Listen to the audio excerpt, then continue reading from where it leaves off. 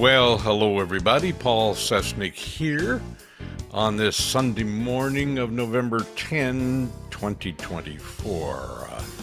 In this episode, we're going to be talking about God not judging ever. Why that is the case and why this never changes. Stay tuned.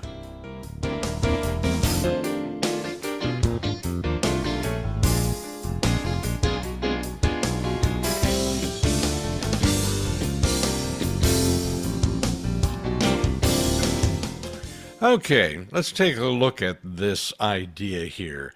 God is eternal love in action.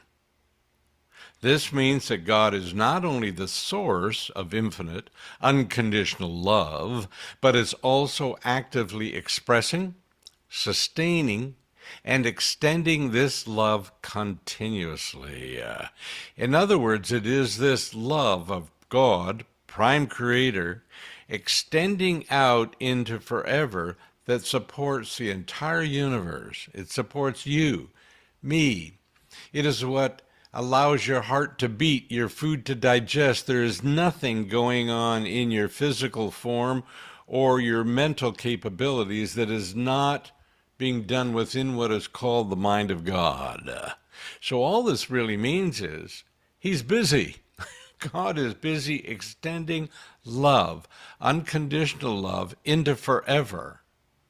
Now, what if God were to take a break from doing that so that He could judge His children? He could look at what you're doing and decide whether or not you're meeting His standards, decide whether or not He wants to continue to allow you to exist. If God was to take a break just to look at what's going on and stop loving because He's judging, that's not love. In other words, if He's looking at something that someone's doing where they're harming other people, for example, and God's saying, don't like what you're doing there, that's not love. That's not God loving. That's God judging. However, if God were to do that, to take a break and take a look at what everybody's doing so He can pass judgment and no longer be extending love in that moment, everything would cease to exist. Your heart would stop beating, your food would stop digesting, everything, everywhere in all of the planets, all of creation would not exist. It would be done in that moment. And then God would think, whoops, what did I just do? I stopped extending the support and sustaining the life of everything, all of the nature that I've created. My goodness, I've pulled back my whole reasoning for having done all of this. I created this out of love, extending love. Love is a verb. It could be used as a noun where you could say, oh, John and Sharon, they love each other, and just looking at their love and judging their love and saying, they love each other. That's a judgment, even there. You know, so-and-so, my neighbors, they seem to not love each other. That's looking at something as a way of describing a condition or a situation. But love itself is an action, and it needs to continue. Love, by its very nature, must extend itself. It's what love does. Love must, by definition, extend, because love is the process of extending. This is why in A Course in Miracles it says, God is love, therefore so are you. Your function, my function, is to extend that love that comes from God in and through me, sustaining my very life, and to continue to allow that love to flow through me and out into everything I create, all of the people I meet from day to day, and for me to extend that love to everybody and everything. And if I do that effortlessly, without obstruction, without taking time out to judge, if I just allow that to flow, my life will be effortless. Because everything will just flow effortlessly. I will have success. I will have abundance of all kinds. I will have health. I will have loving relationships. That will be how I create my life. And it could be said at that point that I am a co-creator with God, allowing the love of God to flow through me and out into everything I think and say and do. I'm using the mind of God to do it with.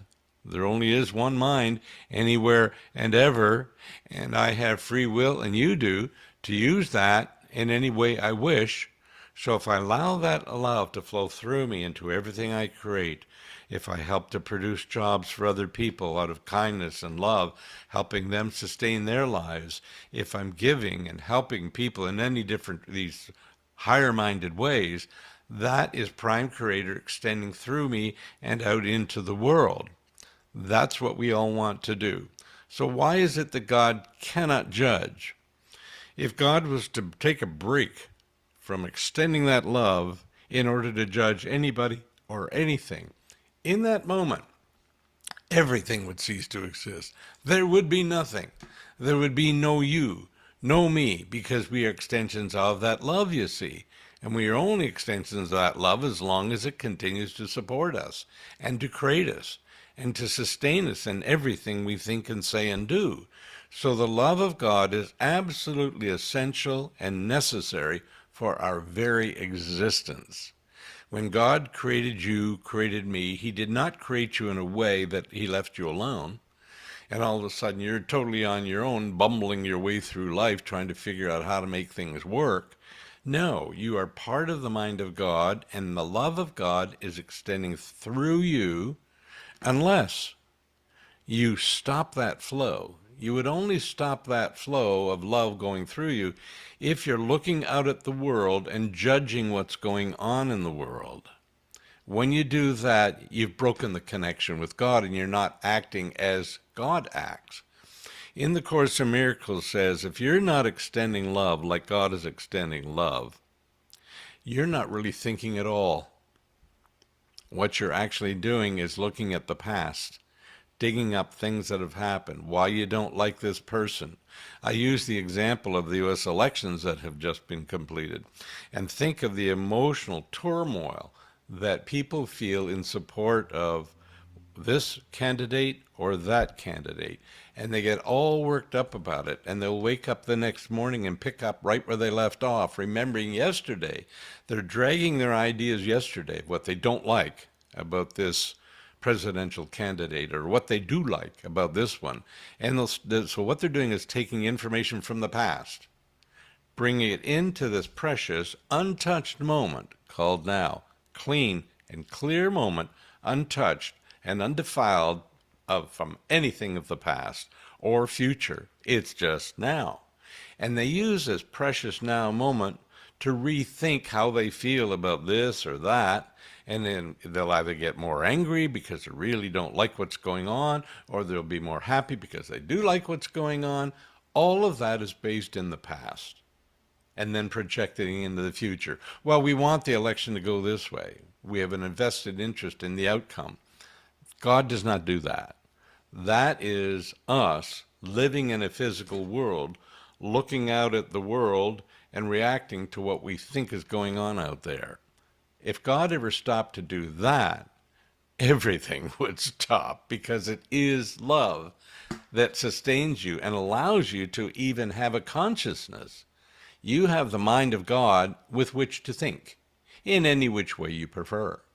So, let's wrap it up with this. Be careful of the thoughts you think. Let us think in alignment with the way God thinks by extending love, forgiveness, compassion, empathy to everyone around us. Then you will notice that your life takes on a simplicity, an elegance, a peace of mind. And it reminds me of a saying that I love that's close to my heart, and I'll put it up here. I remind myself of this quote from the Course frequently because it brings me such peace. There is a place in me where there is perfect peace. There is a place in me where nothing is impossible. There is a place in me where the strength of God abides. A Course in Miracles, Lesson 47. Thanks, everybody, for listening. Have a wonderful day, and we'll talk to you soon. Bye-bye.